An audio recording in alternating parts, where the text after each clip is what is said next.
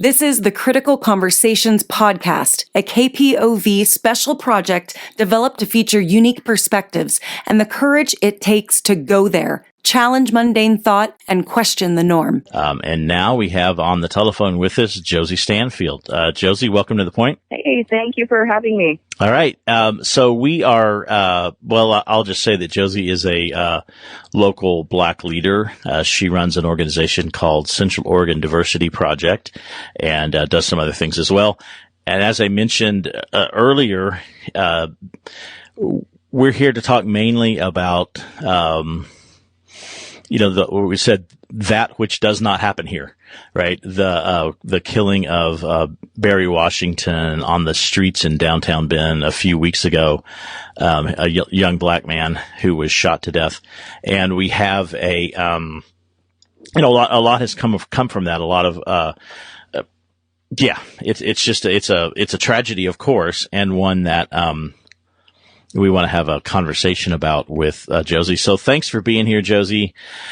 Can you start out? You are an activist and a leader here in our community. Can you just start out talking about why or how you got to be an activist? Yeah. So I organized my first protest in May of 2020 following the murder of George Floyd in Crook County, so Pineville, Oregon. Since then, I've organized multiple protests, marches, mutual aid efforts. I, of course, started Central Oregon Diversity Project, and I am actively moving white wealth to BIPOC community members. And, of course, I've worked alongside other social justice groups in Central Oregon as well. All right. And I have one question that comes up from that, and then I want to get into our main topic. But why did you choose Pineville for the George Floyd protests? So I actually live in Pineville. I've lived here for about 15 years now. And following the murder of George Floyd, I saw how negatively my community reacted and the nasty things they were saying about George Floyd. And so that's when I knew it was time for Crook County to have a little bit of a wake-up call. All right. Thank you for that. And so this is just such a hard thing to even to bring up, but we did have Barry Washington, a young man, 22, 23 years old. Black man was killed in downtown Bend, outside of a nightclub, late at night, around midnight. So can you talk a little bit about just that tragedy, and then we can get into some other issues around it. Yeah, of course. So, like you said, Washington was a young Black man. I believe he had just turned 22, actually. And he was shot and murdered in downtown Bend, Oregon, on the evening of September 19th by Ian Cranston, who is now a known racist. The initial report that was put out by Cranston from his testimony, I guess you want to call it, in the media was that Barry Washington had allegedly complimented Cranston's white partner, Allie Butler, which supposedly instigated a fight. This claim comes from Ian Cranston himself, from what I understand. So as of now, this is, of course, completely alleged. All right. And so to get into a little bit into the legal side, the local our district attorney here in Deschutes County, John Hummel, has, and a grand jury, of course, has indicted Ian Cranston on charges of murder, 2 manslaughter in the first degree and manslaughter in the second degree, and also a weapons charge. So what, from your perspective, as a local Black leader, what does it mean to the community you serve or your constituents, that we had a Black man killed in downtown Bend? Well, first of all, Oregon has a long history of racism and white supremacy. So I'm not surprised to see this happen in Bend, but I'm angry that the community isn't standing up as we should be. I've been, of course, attending the vigils and the marches in our community for Barry since he was murdered, and I don't see nearly enough people from our community participating. I don't see the city council and other elected officials acknowledging this as they should be. And I've seen a lot of people saying, like, how could this happen in Bend? And I believe a lot of people, mainly white people in Central Oregon, forget that Bend is just as much a part of the racism in Oregon as any other city. And that there should be a wake-up call that that racism is alive and thriving in Central Oregon. And if this isn't a wake-up call, then I think Central Oregon and Bend itself is further down the drain of white supremacy than we knew.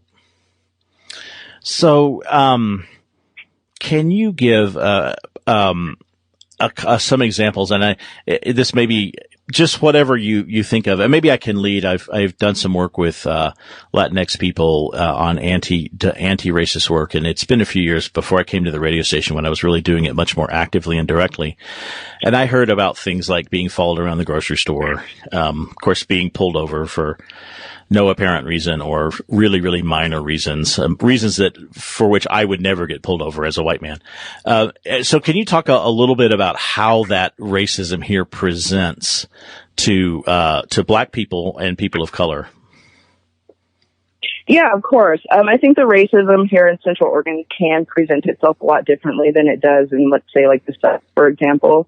I think here it's a lot more covert. It's a lot more insidious, and it deals a lot in microaggressions, which I think our community hasn't really studied as much as they should. But it does come out in the ways of, like you said, being followed around the grocery store by, security that are thinking you're going to shoplift, being pulled over when you're not doing anything wrong. Not getting the same customer service in businesses as you see white people getting.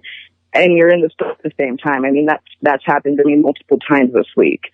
I've had, my children are very light skinned, and I will have people constantly questioning me when I'm in public with my kids if they're my kids. And I mean, that stems into a fear of me thinking they're going to assume I'm kidnapping my own children while I'm out and about. And so, I mean, it's every day for people who are here in Central Oregon dealing with these microaggressions and these fears that it's these racist white people in our community that don't even realize they're racist are going to call the cops on us, or they're going to make these assumptions that are going to harm us. Yeah, and that was a question that I wanted to ask, because, we may have people who really don't realize that they're acting out of these understandings, this sort of overall, I would say, endemic white supremacy that exists in our society that is really in some ways separate and apart from people's own feelings or animus. I mean, no, there are plenty of people out there who are what I would you mentioned covert and who are overt racist. And so how do we, I don't know if this is where you want to go with this, so please tell me if I'm going to different, but how is it possible to get the information to white people that these actions they're taking, like assuming that you're not the mother of your children, how do we get people to understand this aspect of white supremacy and racism? Oh, gosh, that's a good question. I think, first of all, people just need to learn to mind their own business, of course. Second of all, I think people need to do the work to educate themselves. I mean, as a black person, I've, of course, grown up with these aggressions, so I understand what they look like and how they present themselves.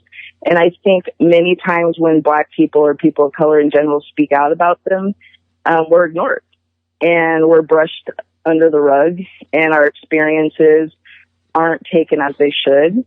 And so nobody learns. And so I think researching examples of microaggressions, researching examples of white supremacy, researching, am I a racist? I mean, these are things that you can go and Google for free, and there's so much research available out there, and it will shock, I think, a lot of white people in our community when they see that reflection of themselves in a lot of the things that they do. I mean, personally, I can say that I know a lot of white people in our community that just expect people of color to do the work. I have people in my inbox constantly bombarding me with tasks and requests and, requests for me to to express to them my pain and the experience I've gone through. And this is constant. And I don't think they realize that that in itself is a form of harm against people of color. I mean, if you're a white person, you're constantly putting more labor on people of color. You need to take a look in the mirror, because that's a form of white supremacy in itself. Yeah, thank you. Thank you very much for that. In particular, that's something that I've seen and been aware of and heard, and it is an unfair burden, to put on you and your community, people of color, Black people. And so, one of the things, again, some things just pop into my head, Josie, there are a couple of tests you can take online. I think there's one from Harvard. There are these implicit bias tests. So Google those, folks. And it can be really powerful. I mean, be ready to be surprised. But it's called implicit for a reason. It may be biases that you're not aware of. So the issue is not to feel like a horrible person if the test reveals some implicit bias in your part, which most likely they will. They certainly did for me. But it's a learning tool. It's like, oh, now I see, now I got to go work on this. And there's, as Josie says, there's lots of resources. There's lots of great books. Just a huge list. Maybe I should make a list. So anyway, let's get back to, thank you so much for going down that road with us. So let's get back to, the Barry Washington tragedy. Do you believe, that this, should ultimately be charged as a hate crime? And why? Yes, of course. I do believe 1,000% that this was a hate crime. Aside from the racial slurs that have been found on Ian Cranston's social media and the racial slurs that were used the evening that Barry was murdered, you have to pose the question of, would Ian Cranston have shot and killed a white man in that same situation? And that's been a question in a lot of the BIPOC leaders' heads, including my own. And I believe the answer is no, that he would not have murdered a white man in the same situation.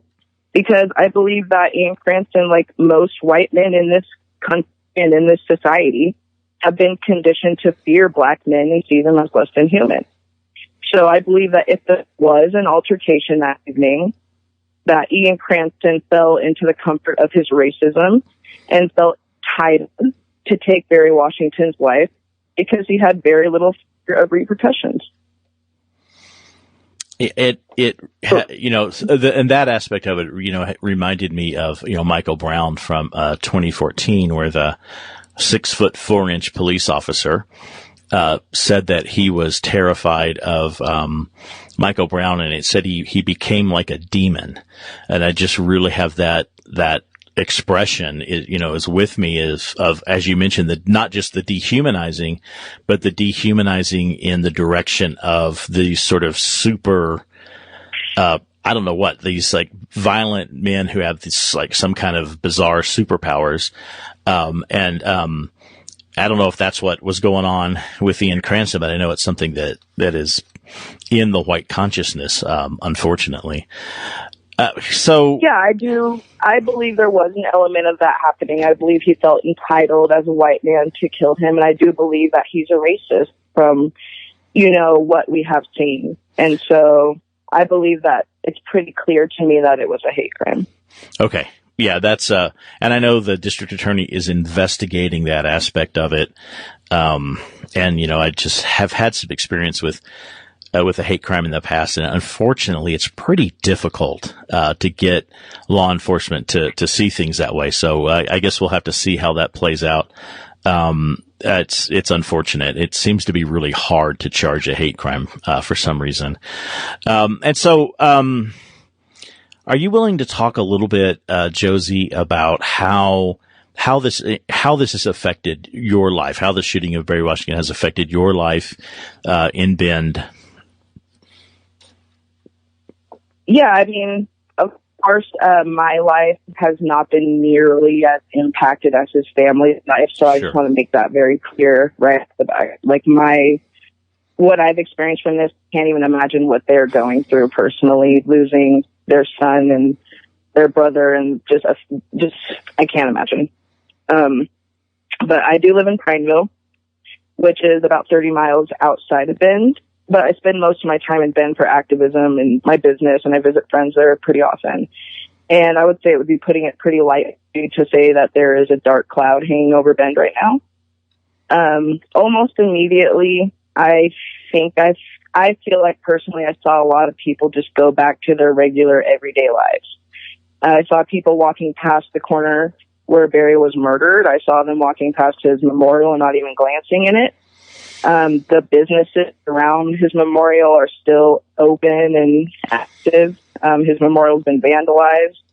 The BIPOC community is watching this happen. And now we're pushing for a more permanent memorial, which should have been a discussion without a push from activist groups in the first place. I can say we'll never move to Bend. I've always been interested in it, but I just can't do it now. It's always been a hot ground for white supremacy, and seeing how the community has failed Barry just cements that. I haven't been in downtown Bend since he was murdered, aside from his memorial, because it just doesn't feel right.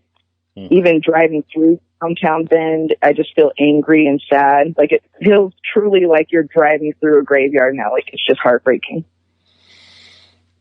I mean, as a Black woman, I've never felt safe out alone in Central Oregon at all, but now I definitely feel safe. I don't have in the community to protect me if something were to happen, and I don't understand how anybody could possibly be enjoying themselves in downtown Bend without the constant thought of Barry in their mind. Since I watched the video that was released by the media of his murder, I have just been broken and trying to make sense of it all. All right, Josie, I'm really sorry that you and your friends and are feeling that kind of pain just in your everyday lives. And I do want to actually, Josie, thank you for bringing up Barry Washington's family. I realize I just kind of ran right through into the interview, without expressing the sympathy and condolences, which sounds like a kind of a weak word to use, but really sympathy and empathy for his family. They have to just be suffering unimaginably right now. So, Josie, you did a TikTok video. And there may be people that don't know what TikTok is, but it's, and maybe you'll explain it better than me, I'm sure, because I'm not on TikTok. But it's basically a video posting, site that, can range from it's just super broad range of things that people post on TikTok. I actually saw this because I'm a grandpa, right, on Facebook, which, apparently is the social media of choice for old people. But it's a powerful video for one thing. But the other thing is it really, I guess it just, so to speak, to touched a nerve because it went incredibly viral. So can you talk a little bit about, why did you make that video? What were the things that moved you in making it? Because it's poignant and strong, and, you're not shrinking back from some pretty direct and, statements. Yeah.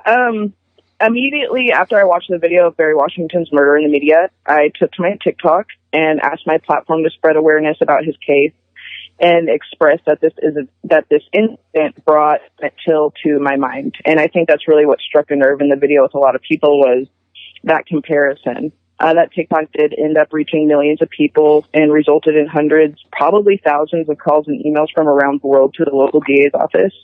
There were a lot of influential Black celebrities and politicians and activists that hugely benefited and boosted to the TikTok. Megan Good, Hughley, Lee Merritt, who's a civil rights attorney, Sean King, and other people that are really influential, powerful Black people in our country that helped boost that video. And I'm so thankful to them. And can you talk about, I'm assuming most people know, but I suppose you also sort of never really know for sure, talking about Emmett Till, who was Emmett Till? Why is the situation with Emmett Till relevant to, what we're talking about here with Barry Washington? Yeah. So Emmett Till, was a young Black boy that was brutally, and I mean brutally, murdered by racists. After being falsely accused of whistling at a white woman. I won't go too into the specifics of the case because it is traumatic. So if you haven't heard of the Emmett Till case, I would urge you to research it. The white men who brutally murdered him were never prosecuted, and neither was the white woman who falsely accused him of whistling at her. I drew the comparison between his case and Barry Washington's case, not because of the specific details of the crime, but because of the entitlement that the murderers felt that they had to take a young black person's life for allegedly complimenting a white woman. In my opinion, this was another public lynching. This was a white man playing judge, jury, and executioner for a crime that his white supremacist mind fabricated. And that's why I drew that comparison. There's been a lot of backlash to my video as well from people saying, you know, like, how dare you compare this to Emmett Till? Emmett Till was a child. What happened to Emmett Till didn't happen to Barry.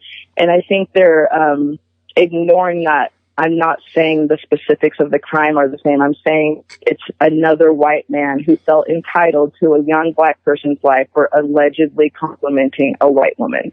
And this is something that is ingrained in our society, and it's something that still happens.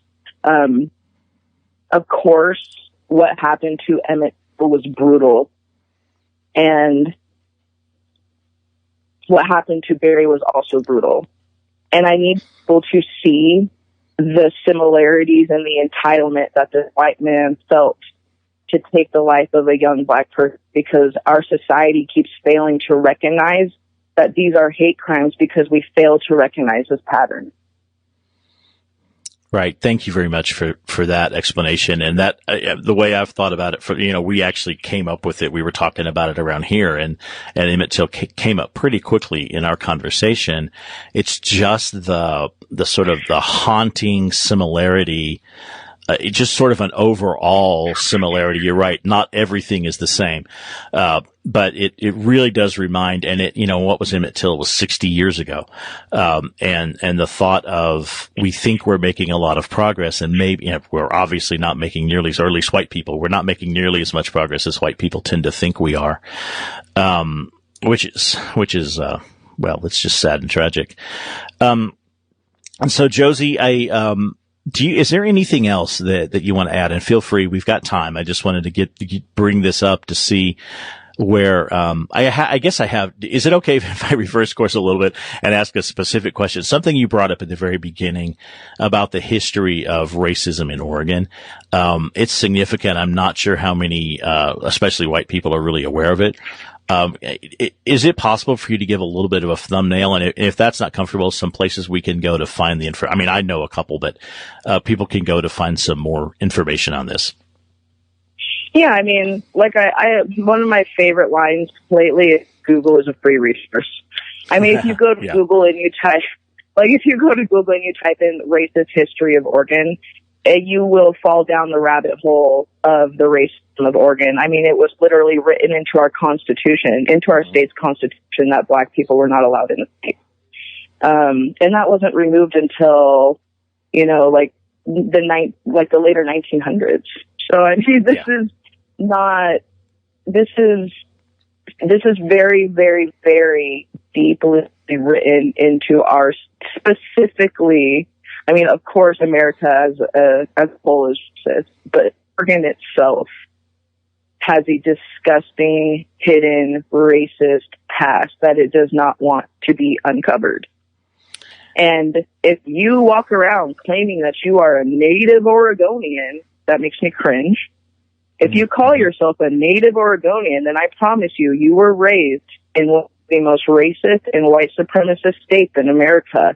And I promise you did not escape the effects of that.